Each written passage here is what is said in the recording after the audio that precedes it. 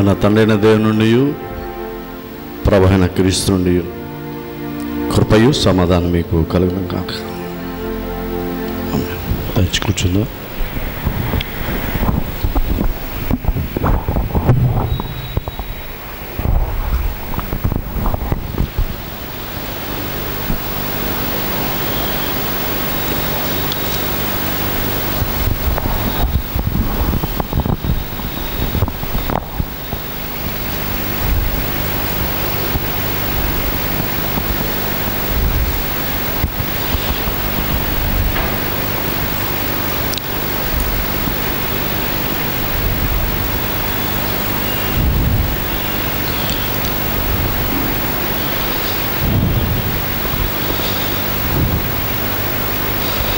దేవుని చేత స్థిరపరచబడిన నిబంధనను కొట్టివేయదు. దేవుని చేత స్థిరపరచబడిన నిబంధనను కొట్టివేయదు. చిన్న ప్రార్థన చేద్దాం. ప్రార్థన. కృప కలిగిన దేవానికి వందనాలు. మీ ఆత్మీయ విశ్వాస రక్షణ కవచంలో మీరు దీవించి ప్రేమించి పరిశుద్ధపరచి మీరు అనుగ్రహించినటువంటి దేవాలయంలో నీ నామాన్ని మహింపరచడానికి మాకు అనుగ్రహించినటువంటి కృప కొరకు వందనాలు. అయోగ్యమైనటువంటి నన్ను నీ ఆత్మచేత బలపరిచి బిడ్డలకు కావలసినటువంటి వాక్యాన్ని అందించడానికి నీ సాధనంగా నిలబెట్టుకున్న రీతిని బట్టి వందనాలు. విచ్చేసిన ప్రతి బిడ్డను మీరు దీవించి ఆశీర్వదించి నీ వాక్యం ద్వారా తృప్తిపరిచి ధైర్యపరిచి స్థిరపరిచి విశ్వాసంలో బలపరిచి కాపాడమని యేసయ్య నామములో అడుగుని ప్రార్థన చేస్తున్నాం తండ్రి. ఆమేన్. నిలబెట్టుకున్నటువంటి త్రేక దేవునికి ముందుగా స్తుతులు చెల్లిస్తూ ఉన్నాను. కూడి వచ్చిన మీ అందరూ కూడా ప్రభునామమున శుభములు కలుగునుగాక.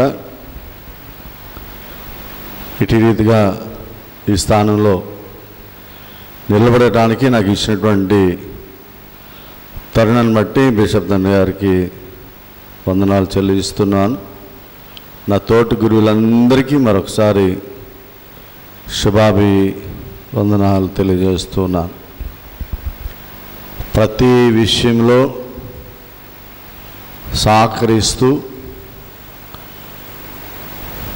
ప్రతి విధమైనటువంటి ఆచరణలో ముందు కొనసాగుతున్నటువంటి Saint Matthew's North Lutheran church సభికులందరినీ ప్రత్యేకించి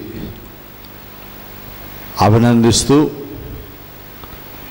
ఖచ్చితంగా మీ కొరకు ప్రార్థిస్తున్నామని ధైర్యంగా నిష్పక్షపాతంగా హృదయపూర్వకంగా మీకు తెలియజేస్తున్నాను. దేవుడు మిమ్మలను దీవించునుగాక. చదవబడినటువంటి లేఖన భాగాల్లో ఉన్నటువంటి ఆంతర్యాన్ని క్లుప్తీకరిస్తూ వాక్యాన్ని ముందు కొనసాగించడానికి నేను ఆశపడుతున్నాను. అపోస్తలుడైనటువంటి పౌలు గలతీ సంఘానికి రాస్తూ తనున్నటువంటి స్థితిని గమనించుకుంటూ వారికి కావలసినటువంటి రీతిగా వాక్యాన్ని వివరిస్తూ ప్రారంభంలో మాట అంటున్నాడు. మనుష్య రీతిగా మాట్లాడుచున్నాను. మనుష్య రీతిగా మాట్లాడుచున్నాను.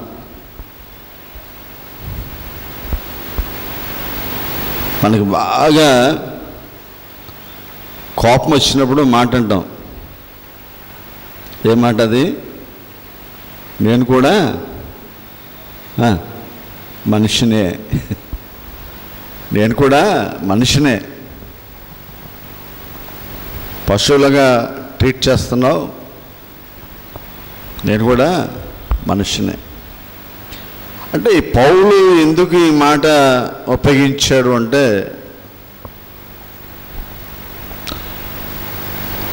మనుష్యాచారాలను బట్టి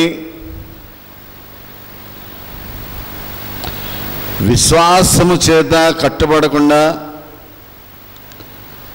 ధర్మశాస్త్రానుకూలంగానే నడుచుకున్నటువంటి జనులను చూస్తూ, ధర్మశాస్త్రానుకూలంగా మేము జీవిస్తున్నాంలే, దేవుడు చెప్పినటువంటి ఇచ్చినటువంటి ధర్మశాస్త్రానుకూలంగా మా జీవితాలు ఉన్నాయిలే అని సరిపుచ్చుకునేటువంటి వారులారా, అబ్రహామును ఉదాహరణగా తీసుకుంటూ రెండు భావాలను అక్కడ కనపరుస్తూ ఉన్నాడు. ఒకటి వాగ్దానపూర్వకంగా లేదా ప్రమాణపూర్వకంగా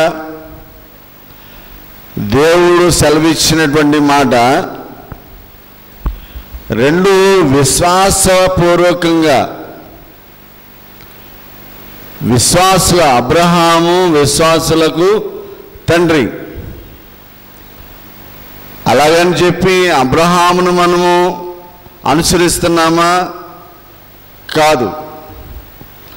అబ్రహాము సంతానమైనటువంటి క్రీస్తును అనుసరిస్తూ ఉన్నాం. సంతానాలు అనలేదు కానీ సంతానము అన్నాడు. ఆయన క్రీస్తు అన్నాడు. క్రీస్తు అనబడేటువంటి ప్రభు అయినటువంటి యేసుక్రీస్తుకు సంతానం ఏది అని ఆలోచన చేస్తే, ఆయన సంతానము శారీరకమైనటువంటి సంతానము లేదు. దేవుడు ఆత్మ అయి ఉన్నాడు గనుక ఆయనను ఆరాధించేవారు ఆత్మతోనూ సత్యముతోనూ ఆరాధించాలి అని. క్రీస్తును ఆరాధించేటువంటి వారు శరీరముతో ఆరాధించేటువంటి వారు కారు. ఎందుకనగా మొదటి కొరింథీ ఉత్తరము 15వ అధ్యాయము 42-44 వచనాల్లో ప్రకృతి సంబంధమైన శరీరం మనకు ఉన్నది, అటువలనే ఆత్మ సంబంధమైన శరీరం మనకు ఉన్నది. ప్రకృతి సంబంధమైనటువంటి శరీరము ఇహలోక శరీరానుసారమైనటువంటిది. ఆ శరీరానికి పాపము చేసేటువంటి అవకాశము ఎక్కువ. శరీరాశ, నేత్రాశ, జీవపుడంబము, దురాశ గర్భము ధరించి పాపమును కనుక పాపము పరిపక్వమై మరణమును కనును. మరణములో నుంచి తప్పించుకోవాలంటే నేనే మార్గము సత్యము జీవమునే ఉన్నాను, నా ద్వారా తప్ప ఎవడును తండ్రి యొద్దకు చేరడు. నీకు అనుగ్రహించబడినటువంటి శారీరక క్రియలను బట్టి నీవు తెచ్చుకున్నటువంటి మరణములో నుంచి నీవు జీవంలోనికి రావాలి అంటే నేను ఒక్కడనే మార్గము. మొదటి తిమోతి ఉత్తరము 2వ అధ్యాయం 5వ వచనంలో అంటాడు, దేవుడు ఒక్కడే, దేవునికి మనుషునికి మధ్యవర్తి ఒకడే, ఆయన క్రీస్తు యేసు అను నరుడు. క్రీస్తు యేసు అను నరుడు నరావతారిగా ఈ లోకంలో జన్మించి స్త్రీ గర్భాన ఉద్భవించి మనుష్యుడు అనబడేటువంటి వాడు దేవుని దగ్గరకు ఎందుకు చేరలేకపోతున్నాడో గమనించినటువంటి వాడు అనుభవశాలి ప్రభు అయినటువంటి క్రీస్తు. కాబట్టి ఫిలిప్పీ పత్రిక 2వ అధ్యాయం 6వ వచనంలో అంటాడు, దేవుడు ఒక్కడే, దేవునికి మనుషునికి మధ్యవర్తి ఒకడే, ఆయన క్రీస్తు యేసు అను నరుడు నరావతారిగా ఈ లోకంలో ఉద్భవించి ఆ మనుష్యుడుగా ఈ లోకంలో అప్పగించబడినటువంటి వాడై ఉండి శిలువ మరణమునందునంతగా శ్రమ అనుభవించినటువంటి వాడుగా ఉండి నీకు నాకు రక్షణ అనుగ్రహించటానికి 1 యోహాను పత్రిక 1వ అధ్యాయం 7వ వచనంలో యేసు రక్తము ప్రతి పాపముల నుండి మనలను పవిత్రులనుగా చేయును. పాపకోపంలో పడి ఉన్నటువంటి మనలను పవిత్రులుగా చేయడానికి ఆయన ప్రశస్తమైనటువంటి రక్తాన్ని చిందించినటువంటి వాడుగా ఉన్నాడు.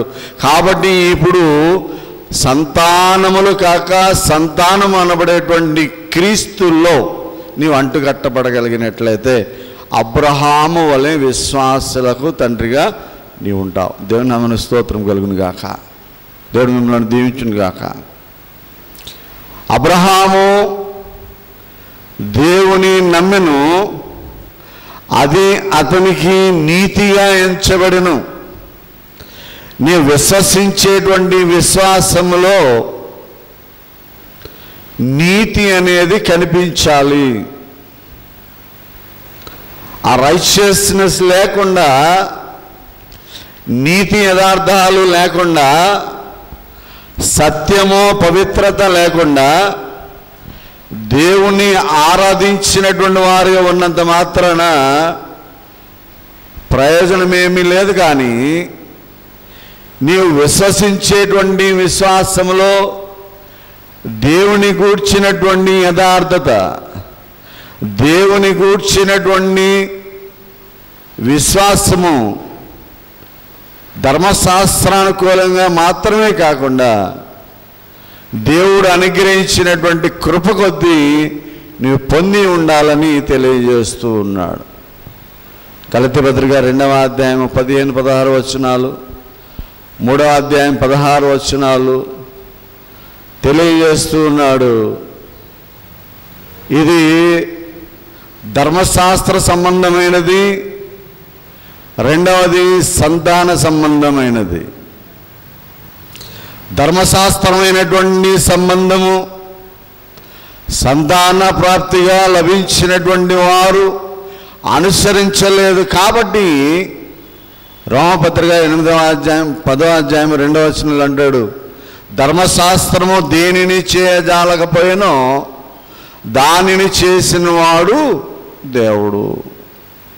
ధర్మశాస్త్రానుకూలంగా నీ యొక్క క్రియలను సరిచూసుకుంటున్నావు, కానీ సంతానపూర్వకంగా నీవు అనుసరించవలసినటువంటి విధానంలో నీవు అనుసరించలేకపోతూ ఉన్నావు.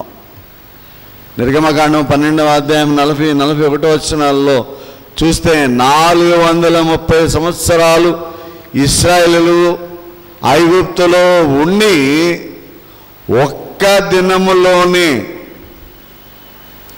యెహోవా సైన్య సమూహమైనటువంటి దేవదూతలు వారిని విడిచి వెళ్ళిపోయిన తర్వాత పస్కాను ఏర్పరచుకున్నారు. 430 సంవత్సరాలు బానిసత్వాన్ని అనుభవించి, బాధలు అనుభవించి, శ్రమలు అనుభవించి ఒక్క దినములోనే దేవదూతలందరూ కూడా విడిచి వెళ్ళిపోవడానికి కారణం ఏంటి అంటే, మీరు ఇప్పుడు స్వతంత్రులుగా ఉన్నారు. ఇప్పుడు మీరు బందికానాల్లో లేరు. జాన్ జీక్వెస్ రూసో ఒక మాట అంటాడు, man burn freely but is always in chains. మానవుడు స్వతంత్రంగా జన్మించినప్పటికీ నిరంతరము సంకెళ్ళ చేత బంధింపబడి ఉంటాడు. ప్రతి మానవుడు బందికానలో ఉంటాడు. కానీ ఐగుప్తులో ఉన్నటువంటి ఈ ఇశ్రాయేలీయులు 430 సంవత్సరాల బందికాన విడిచిపెట్టడానికి ఒక్క దినమే దేవుని యొక్క దూతలకు సరిపోయింది. ఇప్పుడంతా భయం భయం భయం భయం భయం భయం భయం. షేక్ హ్యాండ్ ఇవ్వాలంటే భయం, పొరపాటున ఎవరైనా ఇంటికి వెళ్ళి భోజనం చేయాలంటే భయం, ఏమన్నా పెడితే తినాలంటే భయం. ఏంటో భయం అంటే తెలియనటువంటి వ్యక్తులు ఎవరు కూడా లేరు. Corona corona corona corona corona corona కదండి. నా చిన్నప్పుడు కరోనా చెప్పుల షాప్ ఉండేది బాటాలాగా. ఈ కరోనా నా చిన్నప్పుడే విన్నాను అంటే, చిన్నప్పుడు ఎక్కడ ఉంది నువ్వు మరీ చెప్తున్నావు అన్నాడు ఒకడు. ఆ కరోనా చెప్పుల షాప్ అయ్యా, ఈ కరోనా ప్రాణాల షాపు.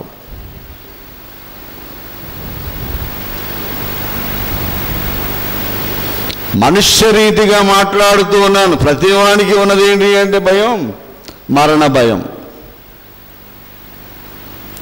ఆ మరణ భయంలో ఉండేటువంటి ధైర్యము వహించినటువంటి యోబు అంటున్నాడు, నా విమోచకుడు సజీవుడనియు, నా విమోచకుడు సజీవుడనియు, తరువాత ఆయన భూమి మీద నిలుస్తాడనియు, నా మట్టుకు నేను చూస్తాననియు, మరి ఎవరును కాక నా మట్టుకు నేనే ఆయనను చూస్తాననియు నేను అనుకొనుచున్నాను.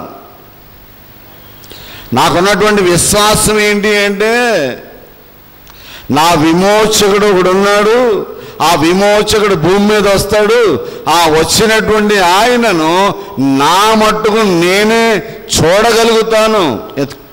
ఎందుకనంటే యథార్థవంతుడిగా నేను జీవించా, దేవునికి ఇష్టమైనటువంటి వాడిగా నేను జీవించాను. కాబట్టి నాకున్నటువంటి ఆలోచన, ఆశ ఏంటి అంటే, నేను ఖచ్చితంగా ఆయనను చూస్తాను.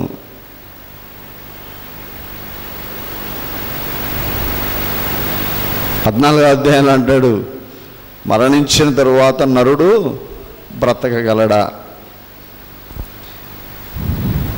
మరణించిన తరువాత నరుడు బ్రతకగలడా? ఖచ్చితంగా బ్రతకగలడు. ఎలా బ్రతకగలడు అంటే, క్షయమైనటువంటి శరీరాన్ని విడిచి అక్షయమైనటువంటి మహిమ శరీరాన్ని ధరించినటువంటి వాడై ఉండి ఆయనతో సహజీవనం చేసేటువంటి పరలోక రాజ్య వారసుడుగా జీవించగలడు. దేవుని నామమున స్తోత్రం కలుగును గాక. మనకి ఈ జీవితమే కాదు కానీ మరొక జీవితం ఉంది. అది ధర్మశాస్త్రానుకూలంగా నీవు నడుచుకున్నంత మాత్రాన లభ్యమవుదు. కానీ దేవునితో సహవాసం చేయగలిగినటువంటి వాడిగా జీవించినట్లయితే నీవు బ్రతకగలుగుతావు.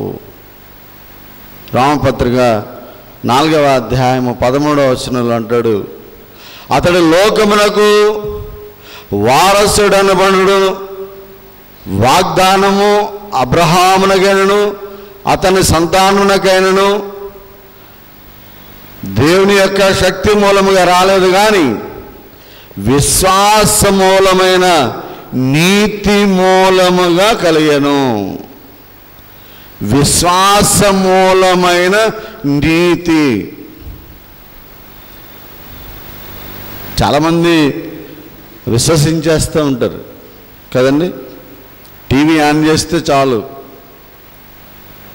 బోల్డ్ మంది విశ్వాసులు చెప్తూ ఉంటారు. ఎవరికి ఇష్టం వచ్చిన వాళ్ళని వాళ్ళు విశ్వసిస్తూ ఉంటారు. అది వాళ్ళ ఇష్టం అనుకోండి. ఆ విశ్వాసంలో ఏముంది, ఏమి లేదు అనేది అర్థం కావటంలా. ఆ విశ్వాసంలో ఏముండాలి అంటే నీతి ఉండాలి. ఆ నీతి ఏం చెప్తుంది? ఒకటే బాప్తిస్మం, ఒకటే నిర్ధారణ, ఒకటే సంఘం, ఒకటే కట్టుబడి, ఒకటే దేవాలయం. అందులో మరి ఆ విశ్వాసంలో నీతి కనపరుచుకుంటున్నామా? అది మనం ఆలోచించుకోవాలి. ఒక వ్యక్తిని బట్టి మాత్రం కాదు, కానీ ఒక సేవకుని బట్టి కాదు, కానీ మనలో ఉన్నటువంటి నీతిని బట్టి, దేవుణ్ణి ఆరాధించేటువంటి విధానాన్ని బట్టి దేవుడు మనలను చూసి మన ఎడల తన కరుణ వాత్సల్యత కృపలను అనుగ్రహిస్తూ నిన్ను నన్ను రక్షిస్తున్నాడు. ఈ రోజున మనం సజీవులుగా ఉన్నామంటే గొప్పవాళ్ళమని కాదు, దేవుని కృప వలన, దేవుడు అనుగ్రహించినటువంటి కృప చొప్పున నీవు నేను సజీవులుగా ఉండి ఆయనను ఆరాధించగలిగినటువంటి విశ్వాస వీరులుగా మనమున్నందుకు దేవుణ్ణి స్తుతించడానికి నేను ఆశపడుతున్నాను. అందుకనే కావాలంటాడు మొదటి కొరింథీ ఉత్తరము 3వ అధ్యాయం 2వ వచనంలో,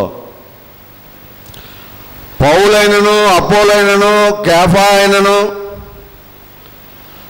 లోకమైనను జీవమైనను మరణమైనను ప్రస్తుతం ఉన్నవి అయినను రాబోనవి అయినను మీవే అంటాడు. ఇవన్నీ కూడా మనయే. మనము విశ్వాసములో, నీతియుక్తమైనటువంటి విశ్వాసంలో బలపరచడానికి పౌలు యొక్క సాక్ష్యాలు వినిపించాడు, అపోలోల యొక్క సేవ పరిచర్యను వివరించి ఉన్నాడు, కేఫా అనబడేటువంటి పేతురుని చూపిస్తున్నాడు. నీవు కేఫా అనబడదు, అనగా బండ అనబడేటువంటి నీ మీద నా సంఘాన్ని స్థాపిస్తాను,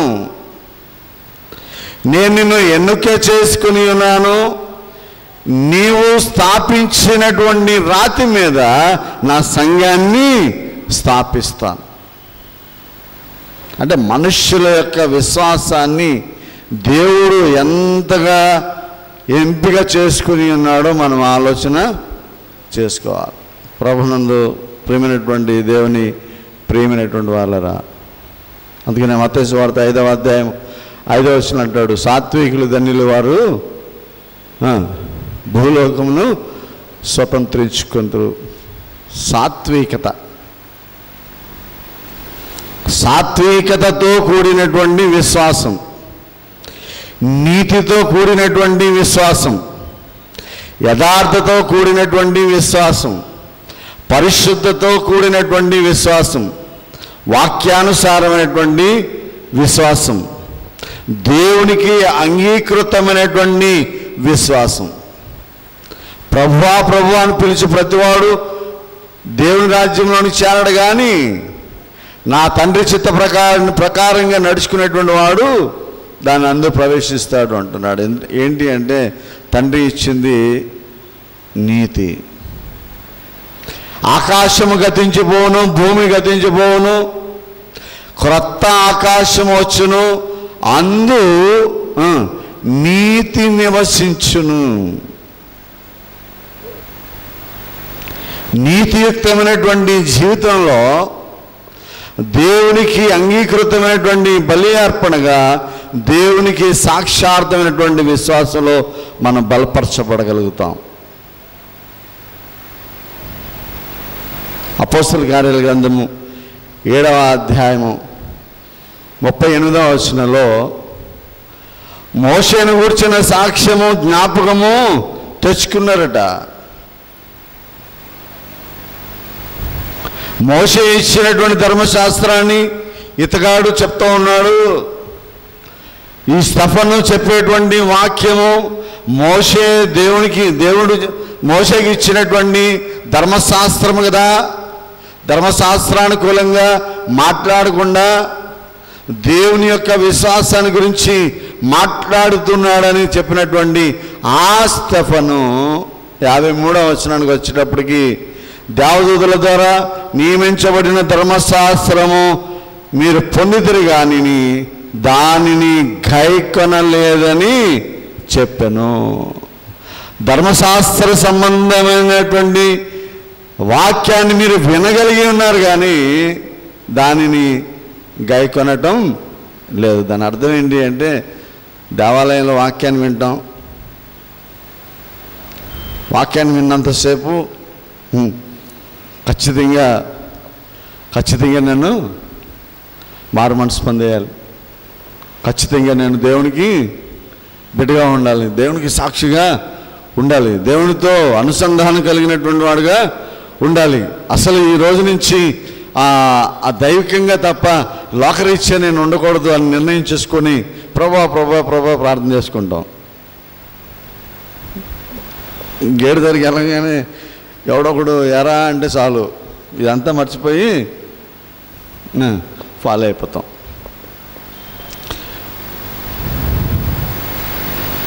ధర్మశాస్త్రాన్ని మీరు చదువుతున్నారు, వింటున్నారు, గ్రహిస్తున్నారు, కానీ దాని ప్రకారంగా మీరు నడుచుకోవటం లేదు.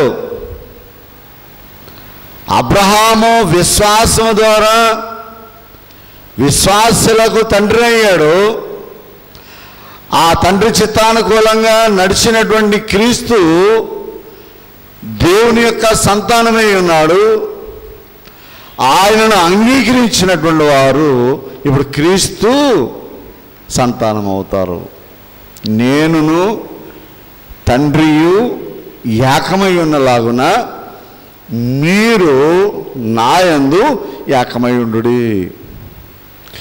నేను నా తండ్రి చిత్త ప్రకారంగా నడుచుకున్నాను. నా తండ్రి ఆజ్ఞ ప్రకారంగా ఈ లోకానికి వచ్చాను. ఆ తండ్రి చిత్తానుకూలంగా ఈ లోకంలో మీ మధ్య సంచారం చేసి ఉన్నాను. ఆ తండ్రికి కుమారునిగా నేనున్నట్లుగా మీరు నా ఎడల ఉండండి. పౌలు అంటాడు, నేను క్రీస్తును పోలి నడుచుకున్నట్లుగా మీరు నన్ను పోలి నడుచుకునుడి అని. ఇప్పుడు తండ్రి యొక్క చిత్తములో ఉన్నటువంటి కుమారుడు ప్రభు అయినటువంటి యేసు, ఆ యేసు దేవుని యొక్క ఆత్మ యందు సంతోషిస్తూ ఉన్నాడు. సువార్త పాఠంలో దేవుని యొక్క ఆత్మలో సంతోషిస్తూ దేవుని కుమారుడుగా తండ్రి అయినటువంటి దేవునితో మాట్లాడుకుంటూ ఉన్నాడు. తండ్రి, నీవు ఎవరో నాకు తప్ప మరెవరికి తెలియదు. నేను ఎవరినో నీవు తెలియజేసినటువంటి వారికి నీకు తప్ప మరెవరికి తెలియదు. తండ్రి, నీవు మేధావులకు జ్ఞానులను మరుగు చేసి పసిబారులకు నీవు నిన్ను కనపరుచుకున్నావు.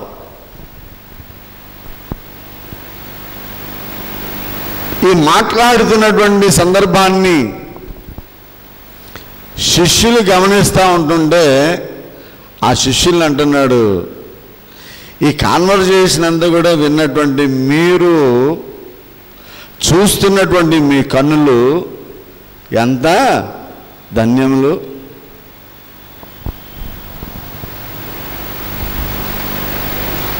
ఇంతలో ఒక ధర్మశాస్త్రోపదేశకుడు లేచి ఒక ప్రశ్న వేస్తున్నాడు యేసయ్యని. ఏం ప్రశ్న? నిత్య జీవానికి వారసుడిని కావాలంటే నేను ఏం చేయాలి? నేను నిత్య జీవానికి వెళ్ళాలి, నేను నిత్య జీవం పొందాలి. అలా పొందాలి అంటే నేను ఏమి చేయాలి? యోహాను సువార్త 3వ అధ్యాయంలో నికోదేము అనేటువంటి ధర్మశాస్త్రోపదేశకుడు వచ్చి, నీవు దేవుని కుమారుడు అని, దేవుని చేత పంపించబడినటువంటి వాడు అని నేను ఎరుగుదునయ్యా, కానీ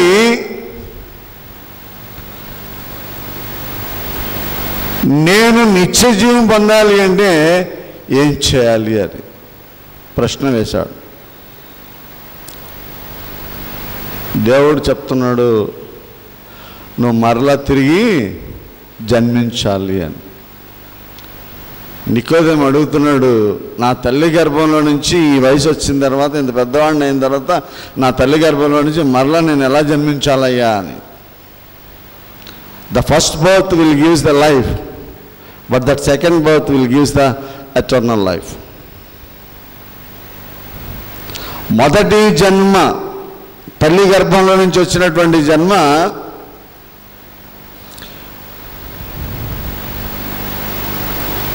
జీవితాన్ని ఇస్తుంది,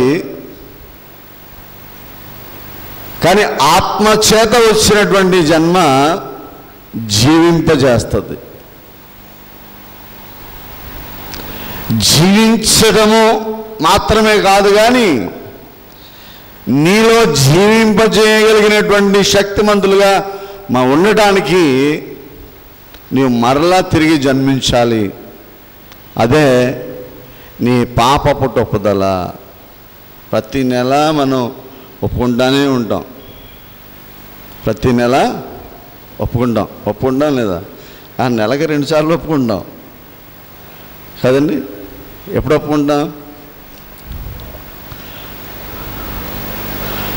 పాపపు ఒప్పుదల 2 సార్లు ఎప్పుడు ఒప్పుకుంటామండి?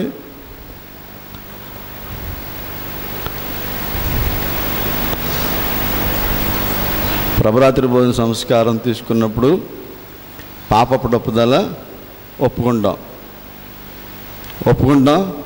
పుచ్చుకుంటాం, మర్చిపోతాం కదా. ఒప్పుకుంటాం, పుచ్చుకుంటాం, మర్చిపోతాం.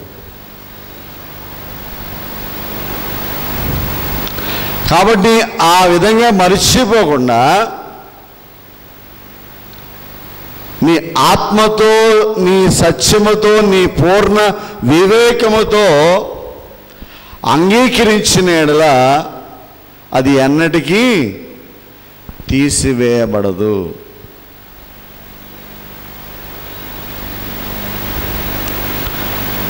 కాబట్టి దేవుని యొక్క ఆజ్ఞానుసారంగా దేవునికి లోబడేటువంటి తత్వాన్ని ఏర్పరచుకునేటువంటి విశ్వాస జీవితంలో బలపరుచుకోవాలి. అది తెలియజేయడానికే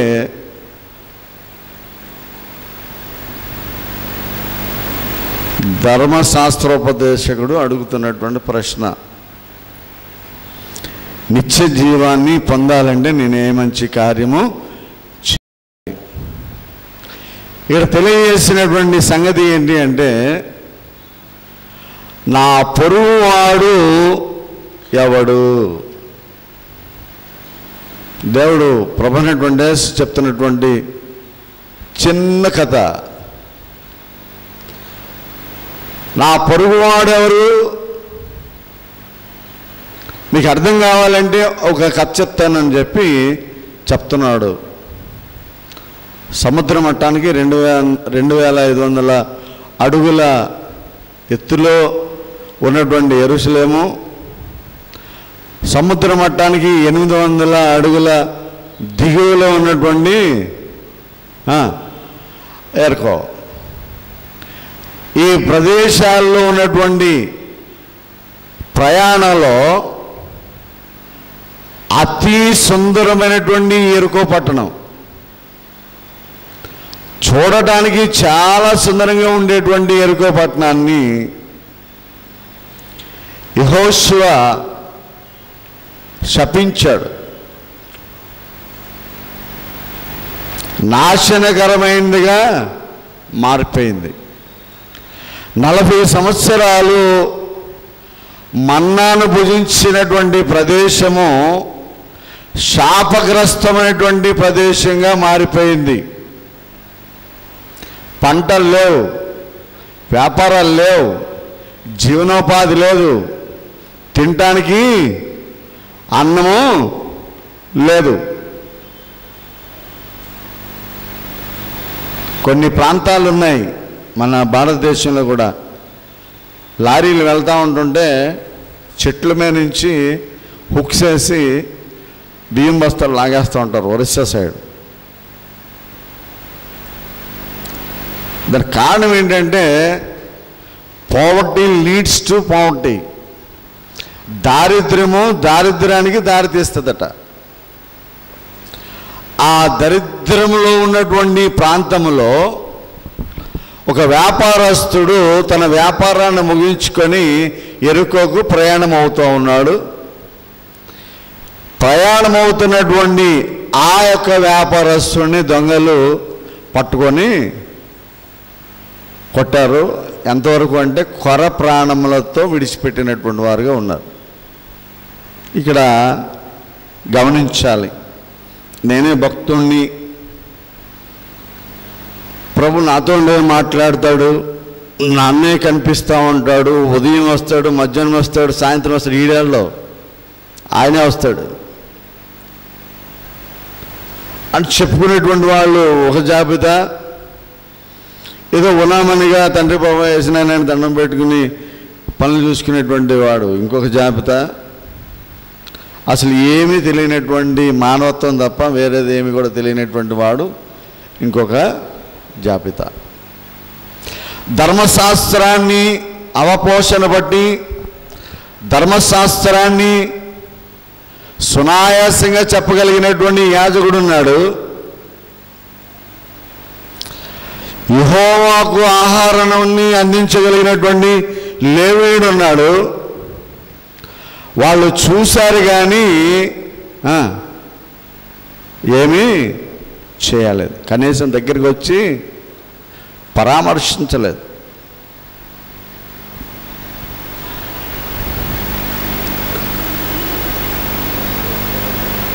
ఆపదలో ఉన్నటువంటి వారిని ఆదుకోండి, కష్టాల్లో ఉన్నటువంటి వాళ్ళని ఆదుకోండి, అమ్మ నాన్నలకి బోవు పెట్టండి, అక్క చెల్లెల్ని జాగ్రత్త చూసుకోండి, బంధువులను ఎవరిని విడిచిపెట్టవద్దు చెప్పేటువంటి వాడే కానీ చేసేటువంటి వాడు బహుశా లేడేమో, నాకేం తెలుసు వాక్యం కదండి. ధర్మశాస్త్రంలో అవపోషణ బట్టి వర్ణించినటువంటి ఆ యాజకుడు చేయాల్సినటువంటి బాధ్యత విస్మరించాడు, లేవీయుడు విస్మరించాడు. సమరయుడు ఒకడు వస్తున్నాడు దారిలో. ఆ సమరయుడు చూసి, సమరయుడు అంటే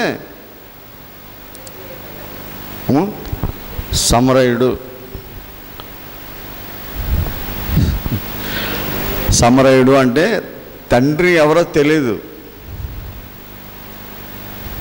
తల్లి మాత్రమే తెలుస్తుంది, వంశం ఉండదు, ఎవరికి పుట్టాడో కూడా తెలియనటువంటి పరిస్థితి. ఈ సమాజంలో విలువలేనటువంటి వాడు, మామ చెప్పినట్టుగా వెలివేయబడినటువంటి వాడు, ఎన్నిక లేనటువంటి వాడు, కనీసం 10 మంది మంచి జనాలతో తిరగడానికి కూడా యోగ్యత లేనటువంటి వాడు, ఏ యోగ్యత లేనటువంటి ఆ సమరయుడు యోగ్యత కలిగినటువంటి వారు చేయలేనటువంటి పనులను తాను చేసి రక్తము స్వస్థపరచడానికి గుర్తయితే నూనె అభిషేకించబడడానికి గుర్తు. తాను పొందినటువంటి గాయములన్నిటినీ కట్టి నూనె రాసి పూటకోళ్ళ వాని ఇంట అతనిని చేర్చి అతన్ని ఆదరించినటువంటి వాడు. కీర్తన గ్రంథము 38వ అధ్యాయము 11వ వచనంలో, నా స్నేహితులు నా చెలికాండ్రును నా తెగులు చూచి ఎడముగా నిలుచున్నారు. నా స్నేహితులు నా చెలికాండ్రు నా యొక్క స్థితిని చూసి ఎడమగా నిలబడి ఉన్నారేమో కానీ ఎవడో తెలియనటువంటి వ్యక్తి, ఏ విధమైనటువంటి అనుబంధం లేనటువంటి వ్యక్తి నన్ను చేరదీసి నా గాయాలను కట్టి నన్ను తన ప్రేమ చేత నింపుదల చేశాడు. ఈ కరోనా టైంలో చాలా సంఘటనలో నేను పాల్గొనడం జరిగింది. కరోనా వచ్చిన వాళ్ళని సమాధి చేశాడు. విలియం గేరీ గారు కూడా కరోనా వచ్చేసిందని చెప్పుకున్న వాళ్ళు కూడా లేకపోలేదు, ఫోన్లు చేసి అడిగినటువంటి వాళ్ళు కూడా లేకపోలేదు. దేవుడు మిమ్మల్ని దీవించును కాక. నాకు ఏ కరోనా రాలేదు. నా వటుకైతే బ్రతుకుట క్రీస్తే, చావైనాది నాకెంతో మేలు. నా మటుకైతే బ్రతుకుట క్రీస్తే, చావైనాది నాకెంతో మేలు. ఇదిగో నేను ఉన్నానయ్యా, ఇదిగో నేను ఉన్నానయ్యా, దయతో నన్ను గైకొనుమయ్యా నా యేసయ్యా. నేనేమైనా ప్రభువా నిన్ను స్తుతిస్తాను, నాకేమున్నా ప్రభువా నీకే అర్పిస్తాను. పౌలు అంటాడు కదా, బ్రతుకుంటానా మంచిది, చనిపోతానా ఇంకా మంచిది, లాభం కదండి. లాభసాటిది మరణం.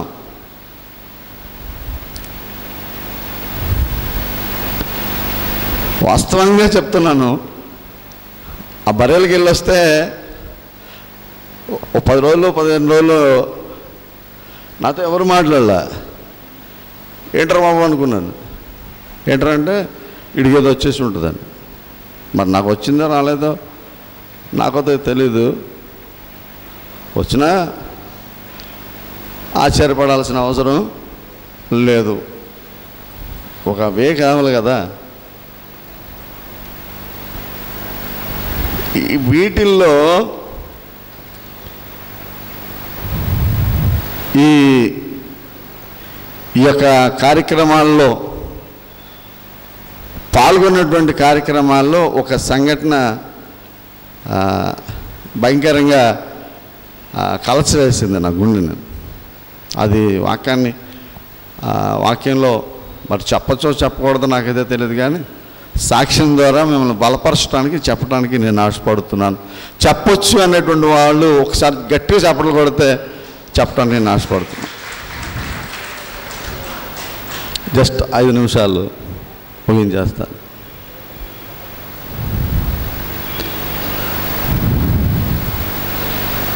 పేర్లు చెప్పటం లేదు,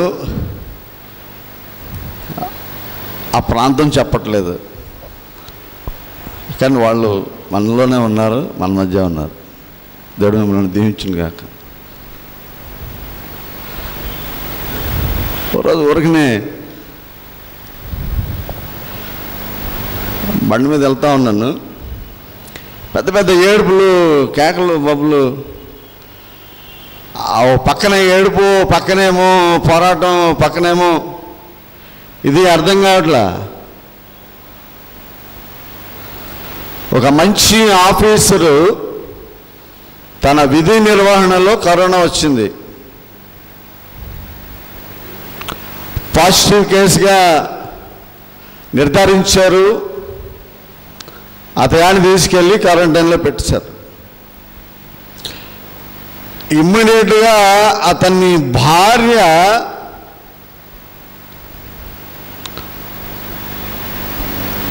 క్లోజ్ రిలేషన్ కాబట్టి ఆవిడ్ని క్వారంటైన్కి రావాలి. వ్యాన్ రెడీగా ఉంది, 2 చిన్న పిల్లలు. ఫోన్ల మీద ఫోన్లు, ఫోన్ల మీద ఫోన్లు, తెలిసిన వాళ్ళందరికీ ఫోన్లు, అన్నదమ్ములకు ఫోన్లు, అక్క చెల్లెలకి ఫోన్లు, చిన్నాళ్ళకు పెద్దనాళ్ళకి ఫోన్లు. ఎవ్వరూ స్పందించడం లేదు. భర్త చూస్తే హాస్పిటల్లో ఉన్నాడు, భార్య చూస్తే క్వారంటైన్కి రమ్మని వ్యాన్ రెడీగా పెట్టారు, పిల్లలను చూస్తే దిక్కుదశ లేదు. ఆ గోల గోల గోల గోల గోల మామూలు గోలగా లేదు, కిందటి దొరిలేస్తుంది. ఇంకా ఆమె మన చర్చ్ మెంబర్ కావడంలో ఏమవుదమ్మా కంగారు పడక అంటే, నేను నమ్మినటువంటి దేవుడు అండి, నేను నమ్మినటువంటి దేవుడు. నేను ప్రతి ఆదివారము ఆ నార్త్ ప్యారిస్ ఆల్టర్ దగ్గర ప్రార్థన చేసుకుని వచ్చేటువంటి విశ్వాసం. నేను నాలో ఉన్నటువంటి ఈ బాధకి కారణం తెలియట్లేదు, ప్రార్థన చేయండి. ఆ దేవుడు నాకు తోడుగా ఉంటాడు. ఏ ఒక్కరూ స్పందించకుండా దేవుని యొక్క వాగ్దానం చొప్పున వాళ్ళని దర్శించడం, వారి బాధలో పాలుభాగస్తుడు అయ్యేటువంటి ధన్యత నాకు కలిగినందుకు దేవునికి స్తుతులు చెల్లిస్తున్నాను. Now they are all right. ఇద్దరు క్షేమంగా, సంతోషంగా, ఆనందంగా దేవాలయానికి వచ్చి దేవుని స్తుతిస్తున్నారు. అందుని బట్టి దేవునికి స్తుతులు చెల్లిస్తూ ఆ కుటుంబాన్ని దేవుడు ఆశీర్వదించాలని మనస్ఫూర్తిగా ఆశీర్వదిస్తున్నాను. ఆ బిడ్డల్ని తీసుకొచ్చి కొంచెం చేరదీసినటువంటి నేను కరోనా పేషెంట్ని. ఈ లోకం నాకు ఇచ్చినటువంటి బిరుదు. దేవుని విశ్వాసులుగా ప్రభు అయినటువంటి యేసును అంగీకరించినటువంటి వానిగా, వాక్యము తెలిసినటువంటి వానిగా, నీ పొరుగు వాణ్ణి ప్రేమించలేనటువంటి ఓ భ్రష్ట సమాజమా, నీ వంతు క్రీస్తు ప్రేమను ఎంతమందికి నీవు పంచగలుగుతున్నావో ఆలోచన చేయాలి. కబుర్లతో నీవు తృప్తిపరచడానికి కాదు, కానీ నీ వంతు సహాయాన్ని అందించడానికి, నీ హృదయంలో క్రీస్తు ప్రేమను కలిగి ఉన్నావా ఆలోచన చేయాలి.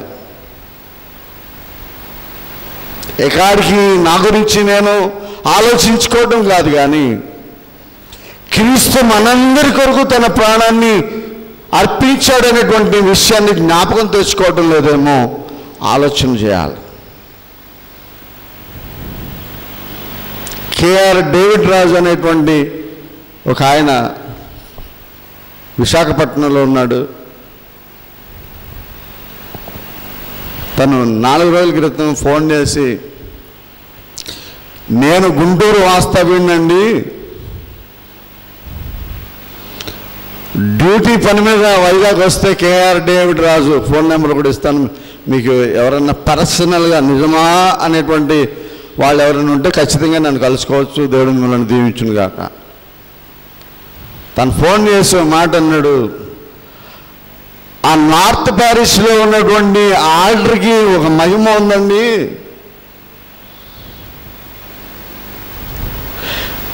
85% నీవు బ్రతకవు అని చెప్పారు నాకు.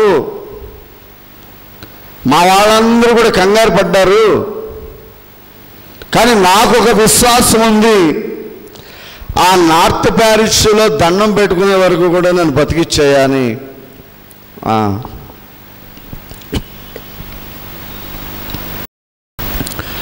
ప్రార్థన చేసుకున్నానండి. దేవుడు ఇప్పుడు నన్ను సజీవంగా ఆరోగ్యవంతంగా ఇంటికి తీసుకొచ్చాడండి అన్న. దేవుని నామమున స్తోత్రం కలుగుగాక. దేవునికి స్తోత్రం. హల్లెలూయా. ఒకసారి చప్పట్లు కొడదామా?